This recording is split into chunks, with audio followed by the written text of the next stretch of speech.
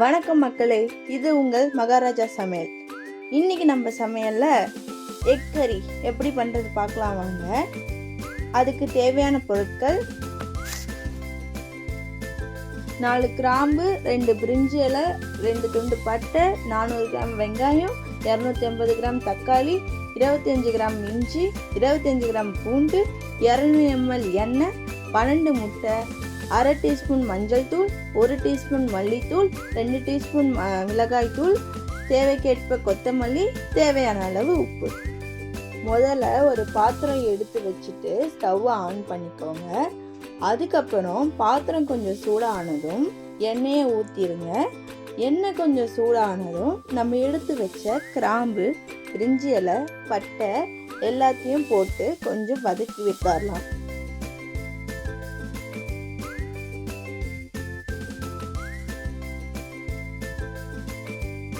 அப்புறம் நம்ம வெட்டி வச்ச வெங்காயம் இது கூட சேர்த்துடலாம். இந்த வெங்காயத்தோட 2 பிஞ்ச் ஆஃப் சால்ட்டையும் சேர்த்துடலாம். ஏன் சால்ட் சேர்க்கிறோம்னா அப்போதான் வெங்காயம் சீக்கிரமா வதங்கும்.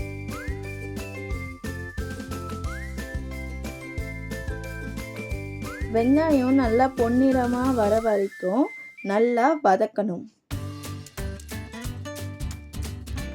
வெங்காயம் நல்லா பொன்னிறமாக வந்ததும் இப்போ வெட்டி வச்ச தக்காளியும் இது கூட சேர்த்துக்கலாம்.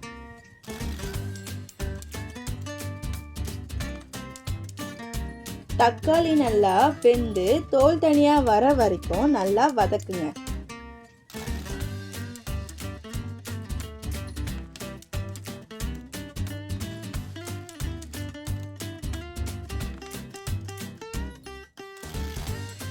தக்காளி நல்லா வெந்துருச்சு. இப்போ நம்ம எடுத்து வச்ச இஞ்சி பூண்டை நல்லா மிக்சியில் போட்டு அடித்து எடுத்து வச்சிருக்கேன். அதையும் இதுக்குள்ள சேர்த்துடலாம். நல்லா இஞ்சி பூண்டு வாசனை போகிற வரைக்கும் வதக்கணும்.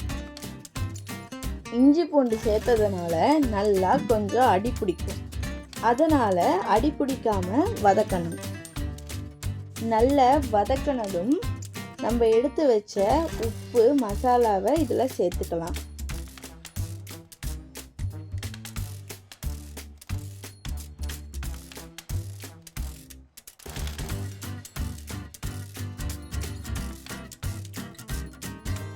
மசாலா அடி பிடிக்காம இருக்க கொஞ்சம் தண்ணி சேர்த்துக்கலாம். தண்ணி சேர்த்துட்டு கொஞ்சம் கொதி வர வரைக்கும் வெயிட் பண்ணலாம்.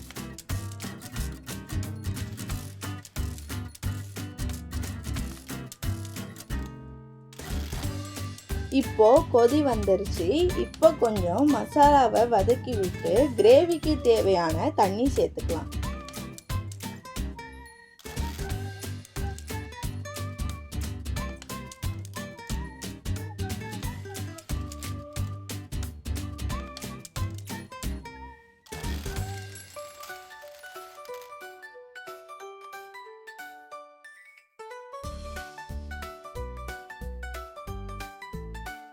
கிரேவி நல்லா கொதிச்சு வந்ததும் நம்ம எடுத்து வச்ச முட்டையை ஒன்னொன்னா உடைச்சு சேர்த்துக்கலாம்.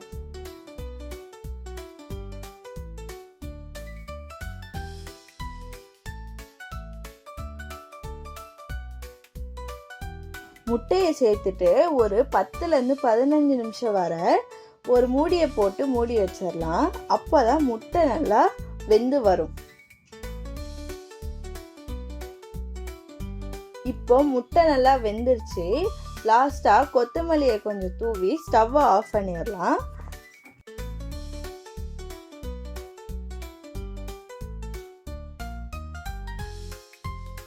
இந்த வீடியோ உங்களுக்கு பிடிச்சிருந்தா லைக் பண்ணுங்கள், ஷேர் பண்ணுங்கள், கமெண்ட் பண்ணுங்கள்.